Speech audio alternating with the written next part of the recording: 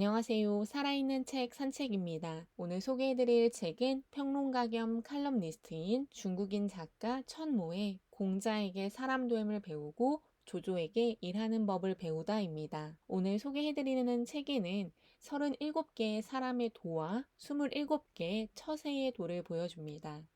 책 46페이지에는 시대가 변했으니 공자의 가르침도 새로운 해석이 계속 가미되고 있다고 하는 문장이 나오는데요. 성인, 현자의 이야기가 지금 우리가 살아가는 세상에 모두 맞지 않을 수 있습니다. 과거의 이야기가 현재에는 현명하지 않을 수도 있는데요. 그럼에도 불구하고 사람들이 힘들거나 지혜를 얻고 싶을 때 고전을 읽는다면 그만한 이유가 있을 것이라고 생각됩니다. 책에 나온 이야기 중에서 지금도 사람들에게 꼭 필요하다고 생각한 도에 대해서 말씀드리고자 합니다. 먼저 조조에게 배우는 처세의 도에는 능굴능신의 귀재가 되라고 이야기하는 부분이 나옵니다. 이 책에서 가장 저에게 와닿은 말이었는데요. 능굴능신은 펼 줄도 알고 굽힐 줄도 알아야 한다는 의미로 상황에 따라 지혜롭게 굽히고 펼 줄도 알아야 하는 처세를 말하는 것입니다. 말은 쉬운데 생각보다 행동하기에는 쉽지 않은 처세술인데요. 능굴능신의 진정한 귀재가 되기 위해서는 언제, 어디서라도 고개를 숙일 준비가 되어 있어야 한다고 이야기합니다. 또 다른 처세술인 머리를 숙일 줄 아는 것도 삶의 지혜라고 하는 이야기도 나오고 있습니다. 요즘은 특히나 더 고개를 숙이는 것이 마치 누군가에게 복종을 하거나 자기가 약해진다고 생각하는 사람들이 많습니다. 하지만 적절한 순간에 자신의 고개를 숙일 수 있는 것 역시 지혜라고 생각합니다. 자기가 잘못을 했다면 상대방에게 고개를 숙일 수 있는 것은 미덕이지 않을까 싶은데요. 더 나아가서 서로 다름을 인정하고 상대방을 존경할 줄 알고 자신이 겸손할 수 있어야 자기의 고개를 숙일 때를 알고 고개를 숙일 수 있다고 생각합니다. 비바람을 견뎌내지 않고는 무지개를 볼 수 없듯 능굴능신의 자세를 가지고 겸손하고 존중하는 태도를 보여준다면 경쟁력을 가진 인재가 될 수 있다고 책에서 말하고 있습니다. 자신에게 엄격하고 솔선수범하라고 합니다. 농작물을 함부로 하는 자에게 엄한 벌을 내린다고 한 조조는 자신의 말이 꿩을 보고 놀라 밭을 아수라장으로 만들었을 때 스스로에게 벌을 내렸다고 하는데요. 목을 베겠다는 엄한 벌이었으나 조조의 대신들의 반대로 자신의 머리카락을 잘랐다고 하는 이야기가 나오고 있습니다. 조조는 자기의 머리카락을 자름으로써 자신의 책임을 다하려고 했는데요. 이런 행동을 한 조조를 본 신하들은 당연히 조조를 더욱 우러러 볼 수밖에 없었다고 합니다. 임금과 같은 지도자뿐 아니라 모든 사람들은 솔선수범해야 합니다. 누구나 다 아는 좋은 말만 늘어놓고 행동하지 않는 사람은 당연히 사람들에게 환영받지 못하는데요. 자기가 먼저 솔선수범하기 위해서는 자신의 언행을 규제하고 절제해야 합니다. 하지만 솔선수범이 무엇인지도 모르는 사람들이 현대 사회에는 너무너무 많은 것 같습니다. 자기가 원하는 것만 계속 이야기하고 다른 사람에게 대우받고 싶다라고만 계속 보여주는 것 같은데요.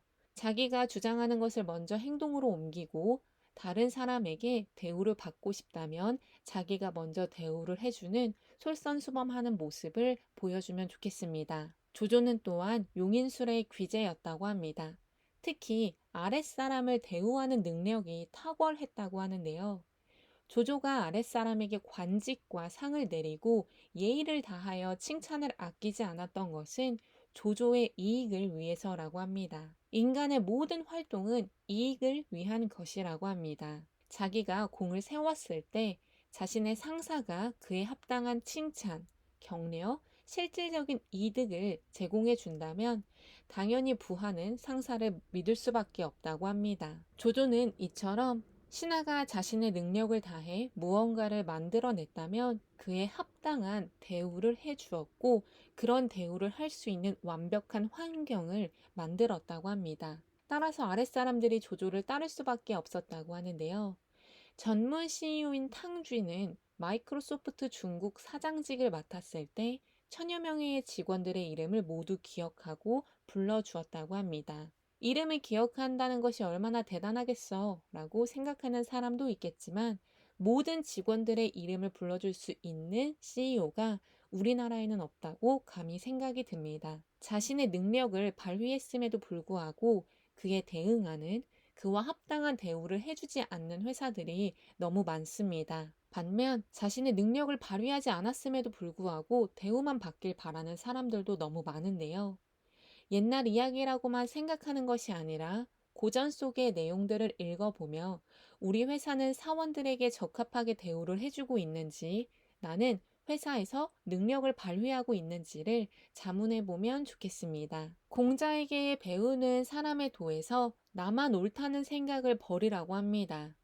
책에서는 무의, 무고, 무필, 무아 이렇게 네 가지를 이야기하는데요. 억측과 고집을 버리고 다른 사람의 의견을 듣고 다른 사람의 관점을 볼 수 있어야 한다는 것이 무의와 무고라고 합니다. 무의와 무고를 바탕으로 우리는 틀린 것이 아니라 다른 것이고 다른 것을 인정할 수 있어야 한다고 생각이 들었습니다. 무필은 자기가 생각한 대로만 일이 흘러가야 한다고 생각하는 것에서 자유로워지는 것이라고 합니다. 세상에는 필연이 없고 그 어떤 일이든 자신의 생각처럼 흘러가지 않을 수도 있다는 것을 우리는 알아야 합니다. 책에서 뜻대로 안 되는 것이 바로 인생이라고 하는데요. 저 역시 이 문장이 정말 많이 공감되었습니다. 하지만 순리를 역행해 살아가려고 하는 사람들이 많은 것 같아 안타깝기도 했습니다. 무아는 지나치게 자기중심적인 생각을 버리고 상대방의 존경을 받고 싶다면 자기가 먼저 존경하라고 합니다. 인간됨에 있어도 황금률은 무엇보다 중요한데요.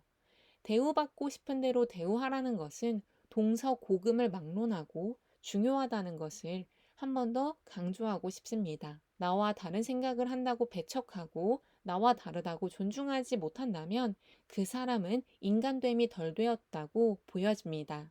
맹모 삼천지교 많은 분들이 알고 계실 텐데요. 맹모 삼천지교와 같은 가르침이 있을 정도로 맹자의 어머니는 좋은 사람, 좋은 일, 좋은 사물을 가까이 해야 좋은 습관을 들일 수 있고 배울 수 있다는 것을 몸소 보여주었습니다. 근주자적, 근묵자흑과 같은 맥락으로 나와 함께하는 사람들, 내가 존재하는 환경을 제대로 선택해야 한다는 것입니다. 현대사회는 너무나 빠르게 변하고 너무나 많은 사람들과 함께할 수 있기 때문에 좋은 점도 물론 있습니다. 하지만 자기가 정확한 기준을 갖지 못하게 된다면 올바르지 못한 사람들과도 함께 할 수밖에 없는데요. 특히 자신의 목표가 명확하지 않다면 주위 사람들에게 끌려다닐 수밖에 없습니다. 따라서 자신의 목표를 달성하기 위해 노력하는 사람들, 긍정적인 사람들, 생산적인 사람들 등 주위에 좋은 사람이 있기 위해서는 객관적인 태도로 일과 사람을 대해야 한다고 이야기합니다. 이미 자기가 선택한 집단에 들어갔을 때 그 집단이 나쁘다는 것을 알아도 다시 나오기는 쉽지 않아 보이는데요. 항상 자신의 주위 사람들, 자기가 속한 집단에 대해서 객관적으로 생각하고 행동하는 것이 중요합니다. 인간됨의 도에는 꾸준히 노력하는 사람 앞에 장사 없다는 말도 있습니다.